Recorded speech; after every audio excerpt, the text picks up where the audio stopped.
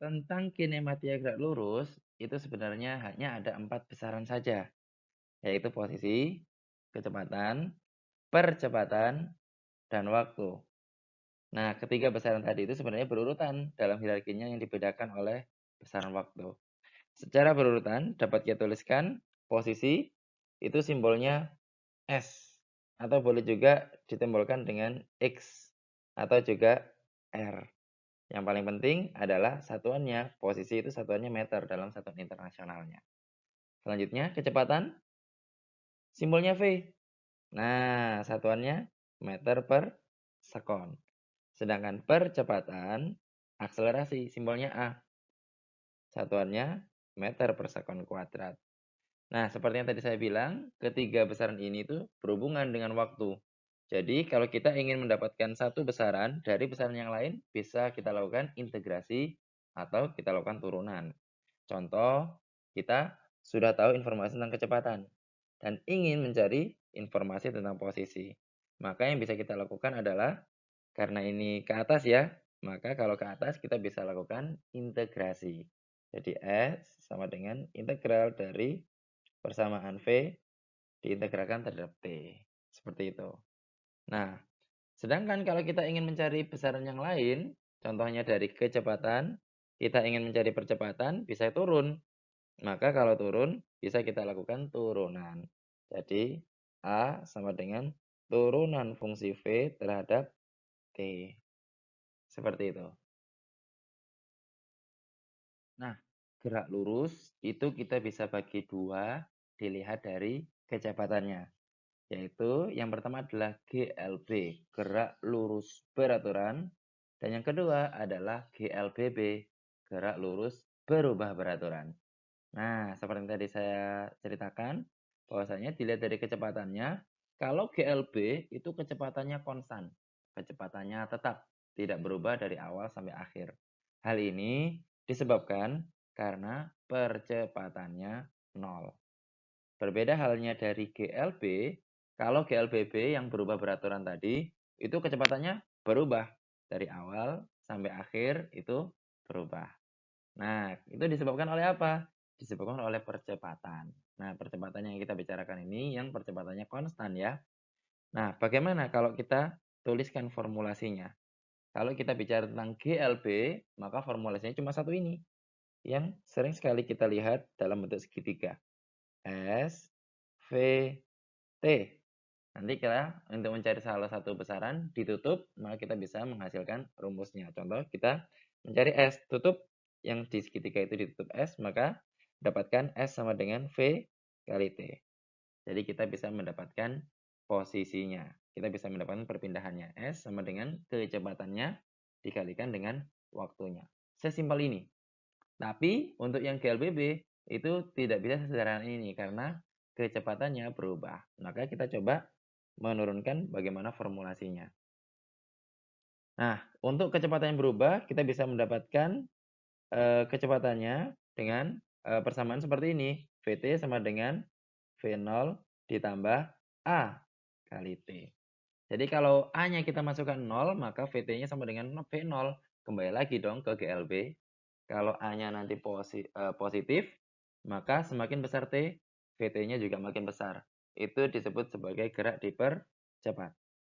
Tapi kalau A-nya negatif, makin besar T, makin kecil Vt-nya, disebut sebagai gerak diperlambat.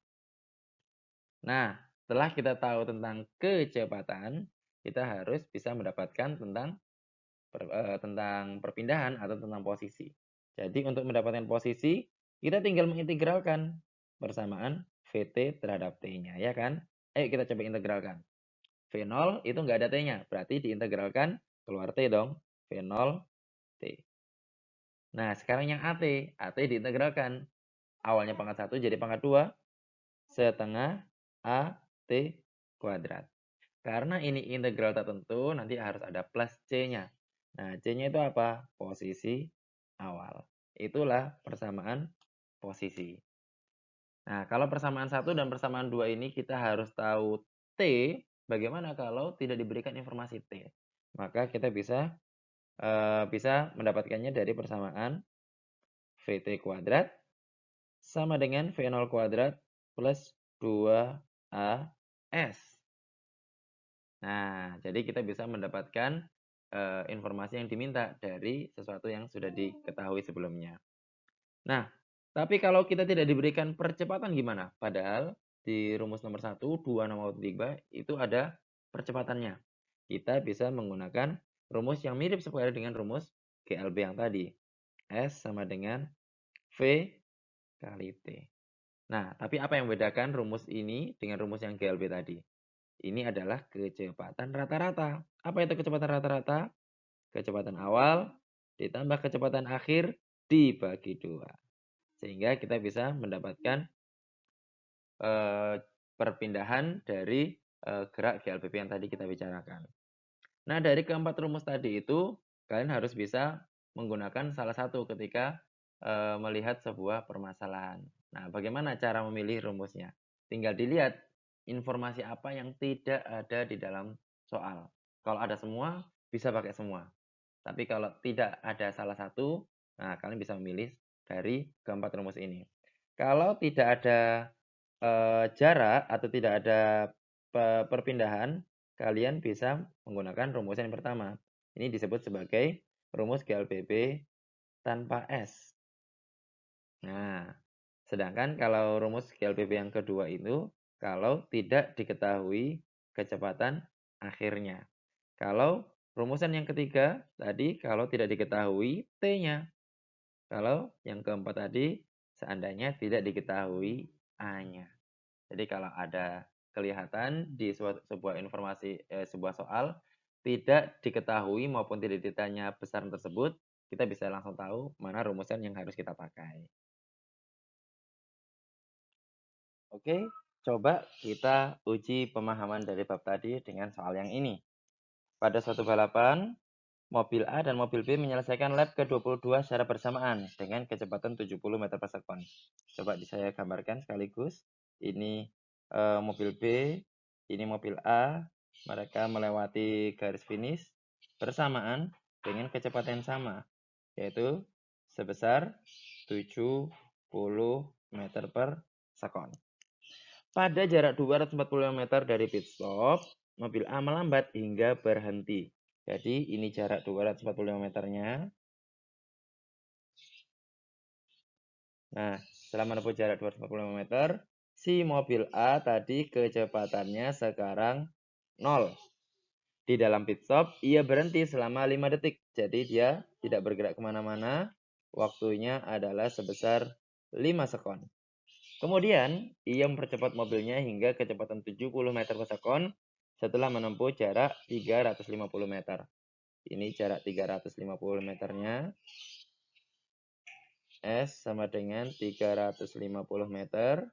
Nah, di sini mobil A sudah bergerak dengan kecepatan maksimal sebesar 70 meter per sekon. Jika mobil B bergerak dengan kecepatan konstan, berapa jarak mobil A dan mobil B? Maka kalau kita ingin mencari jarak antara mobil A dan mobil B, harus tahu dulu berapa jarak yang ditempuh oleh mobil B dan berapa jarak yang ditempuh oleh mobil A. Tapi ada banyak sekali besaran-besaran yang belum kita ketahui nih untuk bisa menyelesaikan permasalahan tadi. Coba kita uraikan satu-satu. Lihat di sini mobil A awalnya bergerak dengan kecepatan 70 meter per sekon.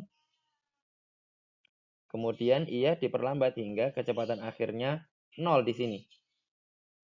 Nah, dalam jarak 245 meter, kita coba cari tahu berapa waktu yang dibutuhkan.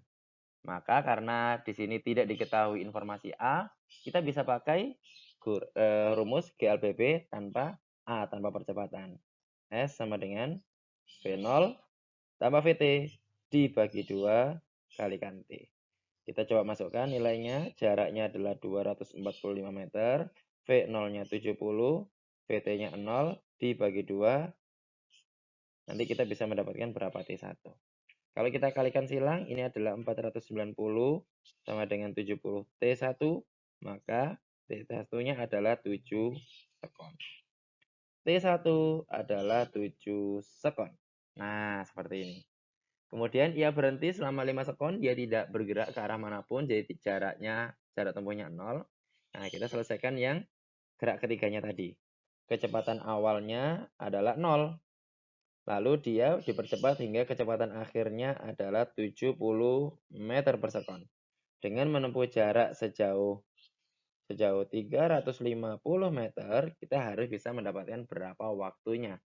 Nah, berapa waktunya? Maka sesuai dengan rumus yang tadi, kita bisa menggunakan rumus GLBB tanpa percepatan. S sama dengan V0 ditambah VT dibagi 2, kita kalikan dengan T.